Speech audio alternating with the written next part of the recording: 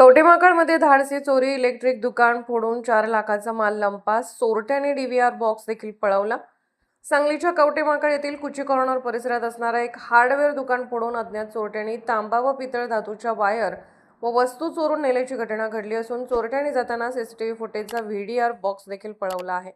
कुची corner परिसरामध्ये दीपक माळी यांचे Mahakali electric विहिरीवरील तसेच इतर पाण्याच्या मोटारी व त्याचे सुट्टे साहित्य विक्रीचे दुकान आहे. रविवार दिनांक 26 ते सोमवार दिनांक 27 एप्रिल रोजी रात्रीच्या सुमारास अज्ञात चोरट्यांनी दुकानाच्या पाठीमागील बाजूस असणारा सीसीटीव्ही कॅमेरा फोडून दुकानावर चढून वरील बाजूने पत्रा कापून दुकानात प्रवेश केला व दुकानातील तांब्याच्या वायर तसेच पितळ धातूच्या वस्तू असा एकूण 4 ते 4.5 लाखांचा माल चोरून नेला असून चोरट्यांनी जाताना सीसीटीव्ही कॅमेऱ्याची स्क्रीन तसेच डीव्हीआर देखील चोरून नेला आहे. चोरट्यांनी ज्या मार्गाने आले त्याच मार्गाने परत गेले आहे. डीव्हीआर अशा ठिकाणी होता की ते सहजासहजी कोणाचाही नजरेत येत नव्हता. या झालेल्या चोरीमुळे या भागातील व्यापारी वर्गामध्ये भीतीचे वातावरण पसरले आहे. या चोरीच्या घटनेची नोंद कवठेमहांकाळ पोलिसात करण्याचे काम सुरू असून पोलीस अधिक तपास करत आहेत. या चोरी प्रकरणातील चोरट्याचा शोध घेण्यासाठी मागे कोणताही पुरावा नसताना पोलिसांना खूप मेहनत घ्यावी लागणार आहे.